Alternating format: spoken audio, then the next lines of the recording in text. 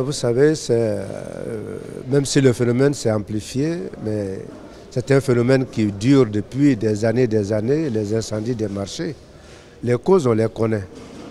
Vous savez, il y a une installation anarchique dans les marchés. On fait des branchements anarchiques dans les marchés. Et il se trouve que malheureusement, les accès en cas d'incendie sont obstrués par les commerçants eux-mêmes. C'est cela qui est à l'origine des incendies dans les marchés. Ce n'est pas, les incendies ne viennent pas spontanément, mais l'origine, et en général, c'est donc les courts-circuits électriques. Je ne vais pas présumer des causes des incendies récents, notamment celui de Soubré.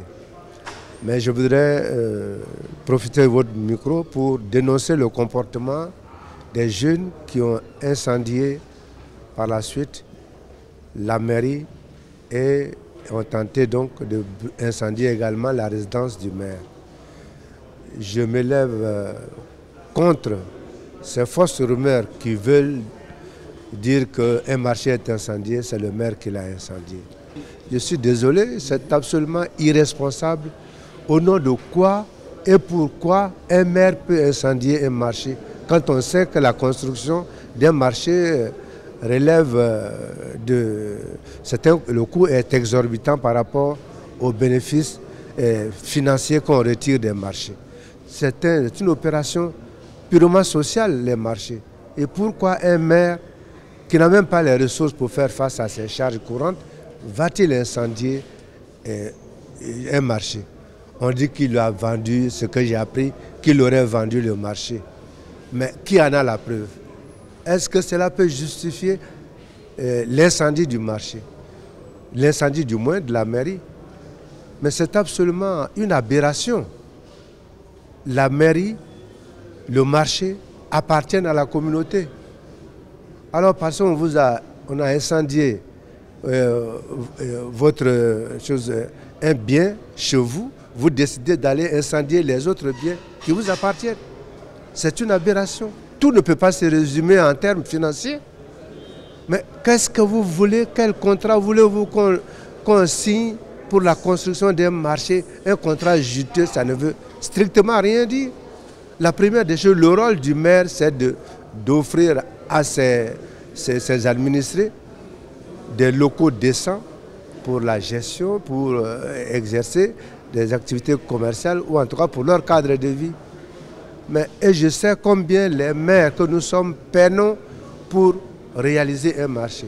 Mais le jour où on a les moyens pour construire un marché, ou si on veut un partenaire pour construire un marché, est-ce qu'on a besoin d'incendier le marché existant? Il suffit de faire déménager les populations, les commerçants et de construire le nouveau marché. On ne passe pas forcément par l'incendie pour construire un nouveau marché. C'est de la délation, c'est de la désinformation. Des gens qui ont fait cela, c'est pour des raisons qui leur sont propres. Et j'estime que c'est des comportements qui ne sont pas citoyens. Il faut qu'on arrête ce genre de rumeurs qui nuisent à l'ensemble de la communauté. Mais le maire, la chose qu'il a risqué, lui, c'est sa famille qui aurait pu payer de la vie dans cette affaire. Mais pour le reste, c'est la communauté qui va payer. Vous avez incendié la mairie. Si on incendie la mairie, les extraits de naissance, les registres sont brûlés, mais c'est tout le monde qui va payer cela. La volonté des maires, c'est de réaliser des marchés modernes et pour les mettre à la disposition des populations. Mais en attendant qu'on ait les moyens de construire des marchés modernes, mais on fait avec ce qui est là. Mais il faut aussi que ceux qui sont utilisateurs de ces marchés comprennent que c'est dans leur intérêt que la sécurité soit préservée. Il faut donc que nous nous comportions de manière à assurer la sécurité de nos biens dans les marchés pour éviter les incendies. Et pour éviter les incendies, il faut qu'on évite des branchements anarchiques, des branchements électriques non autorisés. 2, qu'on laisse les passages qui sont prévus pour le passage des pompiers. Parce que s'il n'y a pas de passage, alors lorsqu'il y a un incendie qui éclate quelque part, on est condamné à perdre tout ce qui est dans le marché et ce n'est pas normal.